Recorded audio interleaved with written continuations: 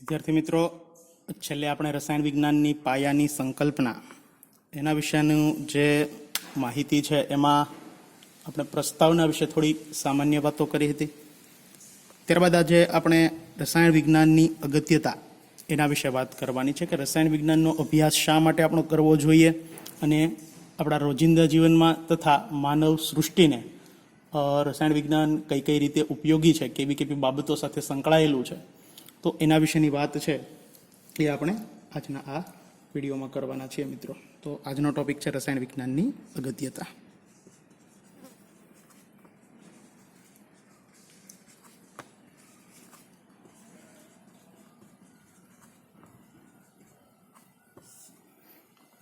તો મિત્રો આપણે શરૂઆત કરીએ તો રસાયણ વિજ્ઞાન છે એ આપણા રોજિંદા જીવનમાં તથા માનવજાત માટે ખૂબ ઉપયોગી એવું વિજ્ઞાન છે. ઉપરાંત આ જે વિજ્ઞાન છે રસાયણ વિજ્ઞાન એ વિજ્ઞાનની જુદી જુદી શાખાઓ એમની સાથે પરોક્ષ રીતે એમની સાથે સંકળાયેલું છે કંઈક અંશે. આપણે એક સામાન્ય ઉદાહરણ લઈ અને રોજિંદા જીવન આપણું જે જીવન છે એમાં આપણે રસાયણ વિજ્ઞાનનો કેવી કેવી જગ્યાએ ઉપયોગ કરીએ છીએ એના વિશે આપણે વાત કરીએ. તો સૌપ્રથમ દાખલા તરીકે આપણે જાગીએ મિત્રો, તો જાગીને જે આપણું બ્રશ લઈએ તો બ્રશ છે પોલિમરની બનેલી છે, રસાયણનું બનેલું છે. એમના જે કાંઈ રેસાઓ છે એ પણ પોલિમરના બનેલા છે. ટૂથપેસ્ટ જે એના પર લગાડીએ છીએ એ પણ એક પ્રકારનું રસાયણ છે. ત્યારબાદ આપણે ચા પાણી પીવા જઈએ તો એને લગતા બધો અભ્યાસ છે, તેના કપ છે, રકાબી છે, તો આ બધું રસાયણો છે. નાહવા માટેનો સાબુ, કપડાં ધોવા માટેના સાબુ, પાવડર, વોશિંગ પાવડર છે. ઉપરાંત ઘણા બધા એવા સ્પ્રે, પરફ્યુમ છે, કપડાં છે આપણા પોલિસ્ટરના બનેલા. તો એ બધા આ બધું મોટાભાગે રસાયણ વિજ્ઞાન છે એને આધીન જ તે આપણી જિંદગી છે એ ચાલતી હોય છે. જો કદાચ રસાયણ વિજ્ઞાન આપણા રોજિંદા જીવનમાં ન આપણે ઉપયોગમાં લઈએ તો લગભગ જીવન સૃષ્ટિનું ટકવું એ ખૂબ મુશ્કેલ છે. તો આજે રસાયણ વિજ્ઞાનના અભ્યાસના કારણે ઘણી બધી બાબતો એ આપણે સુલેહ ભરેલી થઈ ગઈ છે. જે જૂના સમયની અંદર ઘણી બધી તકલીફો થતી હતી ત્યાં રસાયણ વિજ્ઞાનના ઉપયોગથી અત્યારે ઘણી બધી સવલતો છે એ માનવ સૃષ્ટિને મળેલી છે મિત્રો. તો આ રસાયણ વિજ્ઞાનનો અભ્યાસ છે એ આપણા માટે ખૂબ જરૂરી છે. આ એક મેં તમને સામાન્ય વાત કરી. આ ઉપરાંત આપણે ઘણી બધી બાબતો છે એમને આપણે ધ્યાનમાં લઈ અને રસાયણ વિજ્ઞાનનો જે કાંઈ આપણે પેલી છે મહત્વ એ જેટલું આંકીએ તેટલું ઓછું છે. ઉદાહરણ તરીકે જો આપણે વાત કરીએ તો હવામાનની જે આગાહી કરે છે તે હવામાનની આગાહી, મગજ જે આપણું કાર્ય કરે છે તે કાર્ય પદ્ધતિ છે, કોમ્પ્યુટરનું જે આખું ઓપરેટિંગ છે તે, તો આવા બધા ઘણા બધા પ્રકારના ક્ષેત્રો, મેડિકલ ક્ષેત્ર છે, ખાતરનું આખું વિજ્ઞાન છે, ખાતર વિશેની વાત છે. તો આ મોટાભાગના આવા બધા ક્ષેત્રો સાથે રસાયણ વિજ્ઞાન છે એ કંઈક ના કંઈક અંશે જોડાયેલું છે.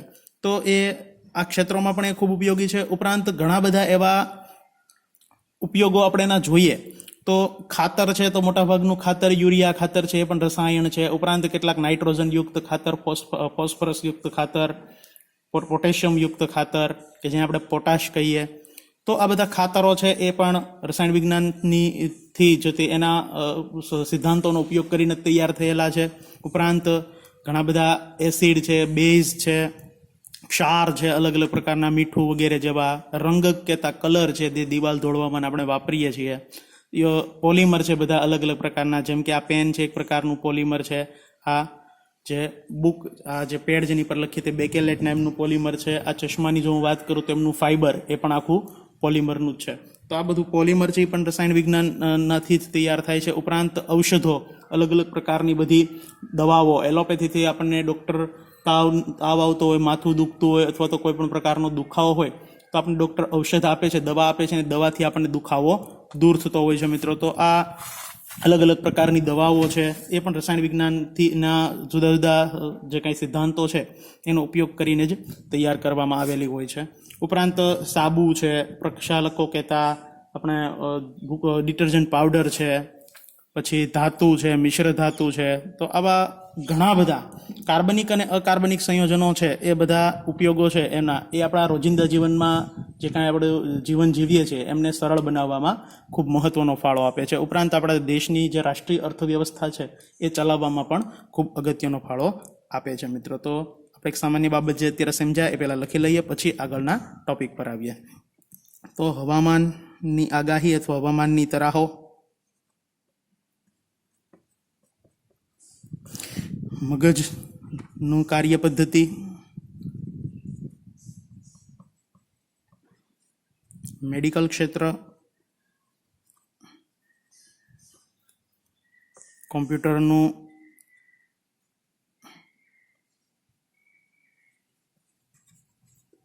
ઓપરેટિંગ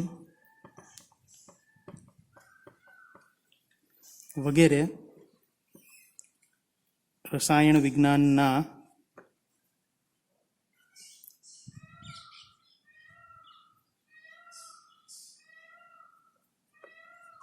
સિદ્ધાંતો પર કાર્ય કરે છે.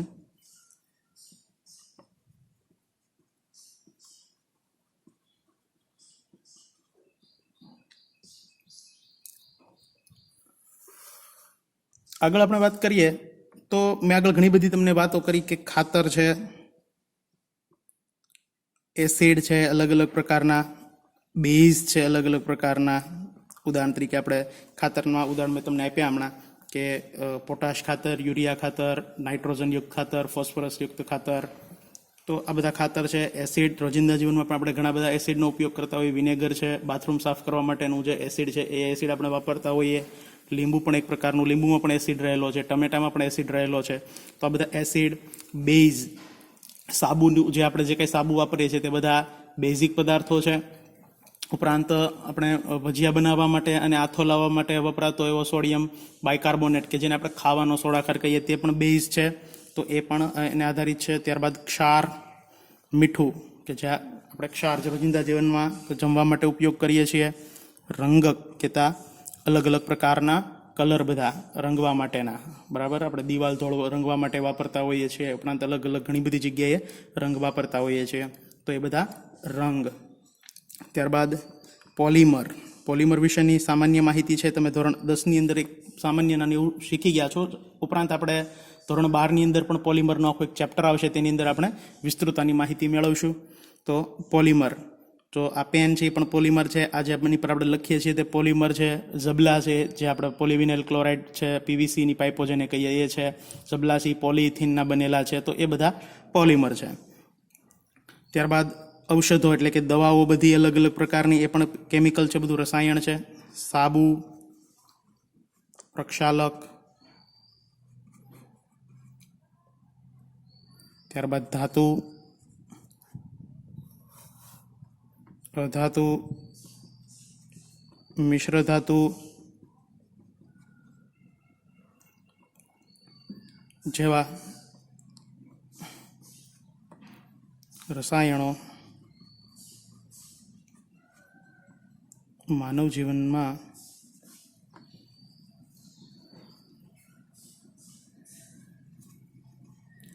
માનવ જીવનની સરળતા માટે ખૂબ ઉપયોગી છે. ઉપરાંત રાષ્ટ્રીય અર્થવ્યવસ્થામાં પણ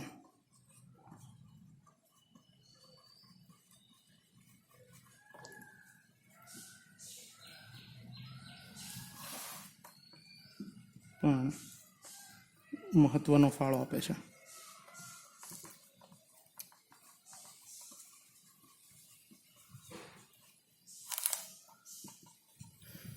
તો આ મિત્રો એક સામાન્ય વાત થઈ, બરાબર, કે રસાયણ વિજ્ઞાનનું આપણા રોજિંદા જીવનમાં કેવી રીતે ઉપયોગી છે એમના વિશેની વાત કરી. ત્યાંથી આગળ આપણે હજી કેટલીક એની ખૂબ એવી જરૂરિયાતી બાબતો છે એના વિશે પણ વાત કરીશું. આ ઉપરાંત હજી ઘણા બધા ક્ષેત્રો બાકી રહે છે મિત્રો. તો જેમ કે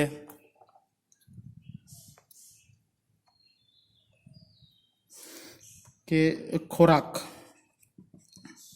તો ખોરાક સાથે રસાયણ વિજ્ઞાન કઈ રીતે સંકળાયેલું છે મિત્રો? તો અત્યારે હાલમાં અલગ અલગ પ્રકારના રંગ, બધા કલર આવે છે ખાવા માટેના, તો એનો ઉપયોગથી રસોઈ છે અથવા તો જે કંઈ વાનગી છે એ રંગીન બનાવી અને એને સુંદર બનાવવા માટે આ રસાયણો છે એ પણ હાલમાં અત્યારે ઘણા બધા એવા ઉપલબ્ધ છે. દાખલા તરીકે લાડવા છે, તો લાડવાની અંદર લાડવાનો કલર જે છે કેસરી, એ કલર ખાવાનો કલર એમાં ભેળવવાથી એનો રંગ કેસરી બને અને દેખાવે સુંદર લાગે છે.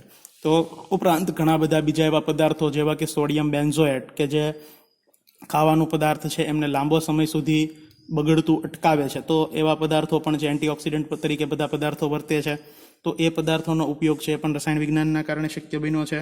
તો ઉપરાંત સ્વાસ્થ્યની સંભાળની જરૂરિયાતો જે કાંઈ છે આપણી, તો એના માટે પણ રસાયણ વિજ્ઞાન છે એ ખૂબ સલાહભર્યું છે ઉપયોગ કરવો એમનો.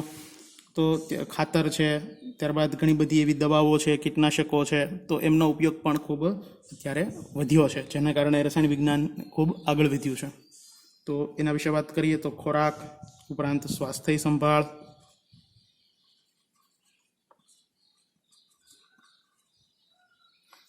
ઉપરાંત કીટનાશકો વગેરેના ઉપયોગથી માનવ જીવનની ગુણવત્તામાં સુધારો થયો છે.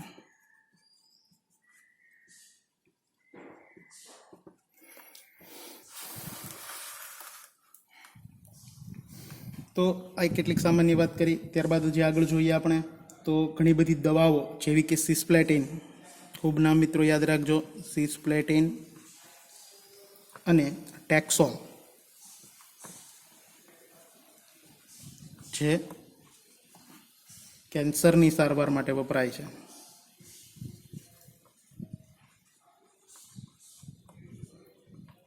તથા એઝેડટી, કે જેનું આખું નામ છે એઝિડોથાઇમિડિન,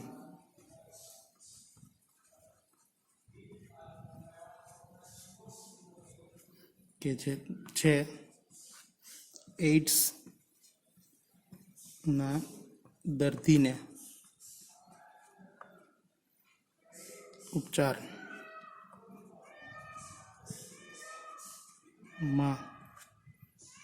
ઉપયોગી છે. તો આ દવાઓના નામ મિત્રો યાદ રાખજો ખાસ, સિસ્પ્લેટિન અને ટેક્સોલ કે જે કેન્સરની સારવારમાં ઉપયોગી છે, તથા એઝેડટી એઝિડોથાઇમિડિન તે એઇડ્સના દર્દીની સારવારમાં ઉપયોગી છે. આ દવાઓ મિત્રો વનસ્પતિમાંથી અથવા તો સંશ્લેષિત રીતે બનાવી શકાતી હોય છે, કે જે વનસ્પતિ કે પ્રાણીજ સ્ત્રોતમાંથી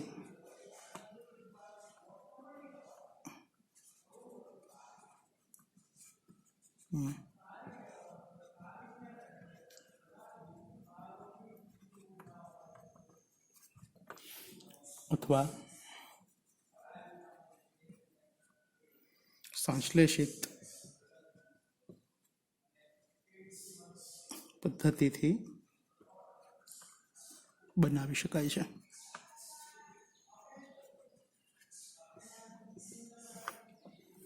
તો આ મિત્રો એક સામાન્ય વાત થઈ કે મેડિકલ ક્ષેત્રે કઈ કઈ રીતે આપણને ઉપયોગી છે આ, તો એના વિશે વાત કરી. ત્યારબાદ હજી આગળ આપણે થોડી ઘણી વાત કરીએ તો ઘણા બધા એવા અત્યારે રસાયણ વિજ્ઞાનના સિદ્ધાંતો એ અભ્યાસ એનો કરવામાં આવ્યો અને નવી નવી શોધખોળો થઈ, તો જેના કારણે રસાયણ વિજ્ઞાનના સિદ્ધાંતો, ચુંબકી સિદ્ધાંતો, વિદ્યુતી સિદ્ધાંતો, પ્રકાશી ગુણધર્મો, તો આવા બધા ગુણધર્મો ધરાવતા પદાર્થો છે એમનું સંશ્લેષણ થયું, એટલે કે એ બનાવવામાં આવ્યા. તો જેનાથી ઘણા બધા એવા પદાર્થો વિકસાવી શકાયા, કે જેમ કે અતિવાહક સિરેમિક પદાર્થો વિકસાવવામાં આવ્યા, ઘણા બધા એવા વાહકતા ધરાવતા પોલિમર બનાવવામાં આવ્યા, ઓપ્ટિકલ ફાઇબર કહેતા ચશ્માના ગ્લાસ એ બનાવવામાં આવ્યા, ઉપરાંત ઘણા બધા એવા ઘન પદાર્થો પણ બનાવવામાં આવ્યા. તો જેના કારણે આપણી માનવ જીવન છે એ એમની મહત્વતા, માનવ જીવનની ગુણવત્તામાં સુધારો થયો છે. તો જોઈએ હાલમાં રસાયણ વિજ્ઞાનના સિદ્ધાંતો જેવા કે ચુંબકીય સિદ્ધાંતો, પ્રકાશીય ગુણધર્મો, વિદ્યુતીય સિદ્ધાંતો,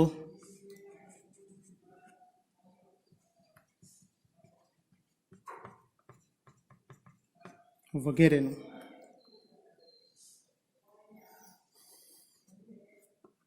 જ્ઞાન વગેરેનો અભ્યાસ, એક મિનિટ હો મિત્રો, વગેરેનો અભ્યાસ થવાથી ઓપ્ટિકલ ફાઇબર એટલે કે ચશ્માના ગ્લાસ, ઓપ્ટિકલ ફાઇબર, ત્યારબાદ અતિવાહક સિરેમિક પદાર્થો,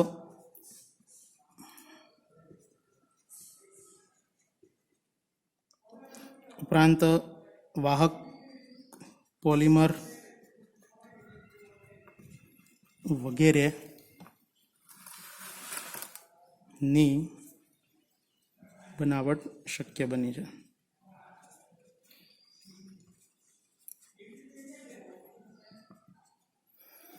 ત્યારબાદ આગળ જો મિત્રો વાત કરીએ તો ઘણી બધી બીજી બાબતો પણ છે કે હવામાનની અંદર જે વધારે પડતો હાલમાં આપણે ફ્રીજ, એસી આવા બધા સાધનોનો ઉપયોગ શરૂ કર્યો, તો જેના કારણે તેમાંથી CFC, આપ સૌ જાણો કે ક્લોરોફ્લોરો કાર્બન જેનું પૂરું નામ છે, તો આ ગેસનું પ્રમાણ વધ્યું અને તે હવામાં જઈ અને ઓઝોનની સાથે પ્રક્રિયા કરે છે અને એમાં ગાબડું પાડે છે. તો આ CFC વાયુ જે ઉત્પન્ન થઈને જે ઓઝોન સ્તરમાં ગાબડું પડે છે, તો હાલમાં આપણે આ CFCની જગ્યાએ અન્ય એવો એનો વિકલ્પ રૂપે વાયુ પણ HFCનો વિચાર્યો છે. તો આ વાયુના કારણે જે ઓઝોન સ્તરમાં ક્ષયન થયું એ હાલમાં આપણે CFCનો વપરાશ ઘટાડવાથી એમાં ઘણો બધો સુધારો થતો જોવા મળ્યો છે મિત્રો. તો આ પણ એક આપણા રસાયણ વિજ્ઞાનની જ આપણે સિદ્ધિ ગણી શકીએ. જેમ કે હાલમાં આપણે કહી શકીએ કે રેફ્રિજરેટર, ફ્રીજ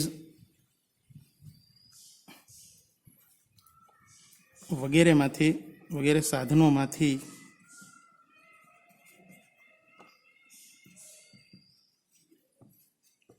નીકળતો ઝેરી વાયુ જેનું નામ છે CFC, ટૂંકું નામ છે, આખું નામ છે ક્લોરોફ્લોરોકાર્બન. તો આ ક્લોરોફ્લોરોકાર્બનનું પ્રમાણ ઘટાડી વાયુની જગ્યાએ અથવા તો ના સ્થાને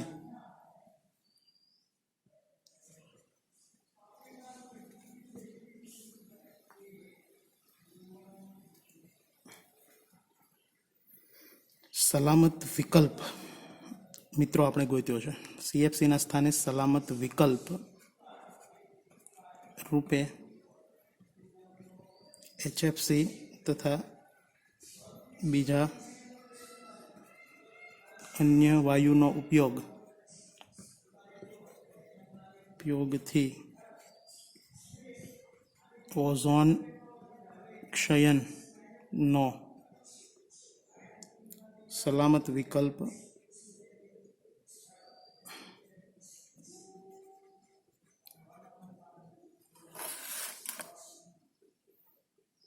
વિચાર્યો છે, વિકલ્પ મળેલ છે.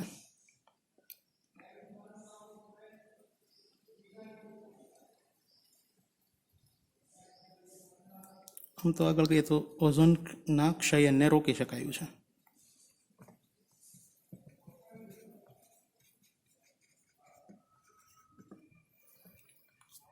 તો આપણે રસાયણ વિજ્ઞાનની અગત્યતા વિશે વાત કરી. ઘણા બધા એવા અલગ અલગ પ્રકારના પાસાઓ કે જેમનો આપણે ઉપયોગ કરી, અથવા તો રસાયણ વિજ્ઞાનના એવા સિદ્ધાંતો કે જેનો ઉપયોગ કરી અને હાલમાં આપણે માનવ જીવનને કેવી રીતે આપણે આગળ વધાર્યું છે, એમને જીવનને ગુણવત્તાભર્યું આપણે કેવી રીતે બનાવ્યું છે રસાયણ વિજ્ઞાનના અભ્યાસથી, તો એના વિશેની એક ઝાંખી આપણે અહીંયા સમજ્યા. તો મિત્રો ફરીથી નાનું એવું રિવિઝન કરી દઉં. યાદ રાખવાનું છે બધી બાબતો કે રસાયણ વિજ્ઞાનની અગત્ય 2 માર્કમાં 3 માર્કમાં પ્રશ્ન પૂછાય કે રસાયણ વિજ્ઞાનની અગત્યતા ચર્ચો, તો આ બધી બાબતો છે એ આપણે લખવી પડે છે. ઉપરાંત આમાંથી ઘણા બધા નાના વિકલ્પો પણ બનાવી શકાય છે.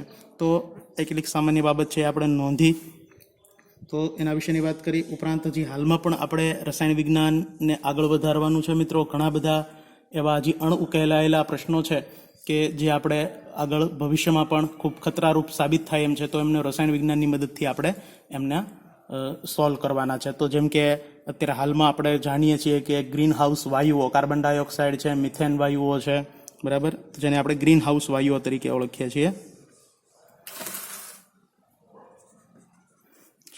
કોણ એમાં સમાવેશ થાય તો કે મિથેન, CO2.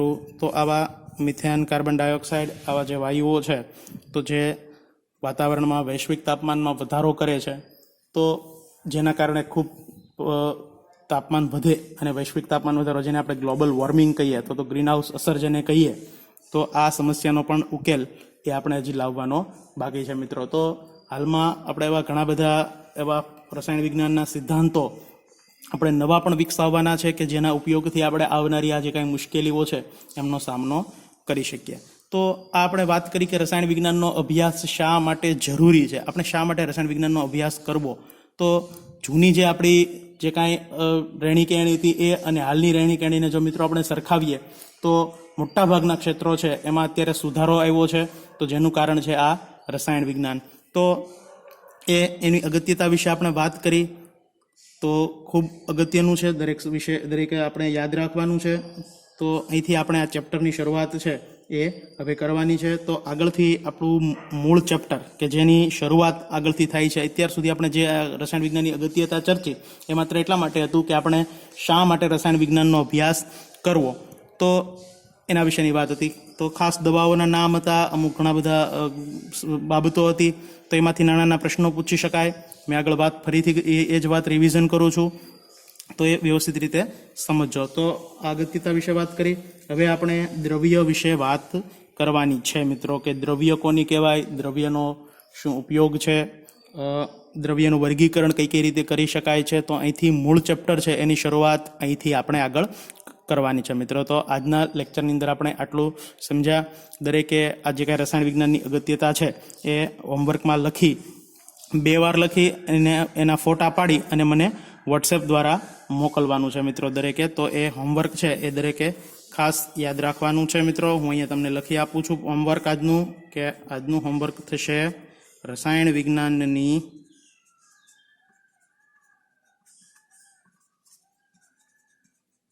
અગત્યતા ચર્ચો ક્વેશ્ચન.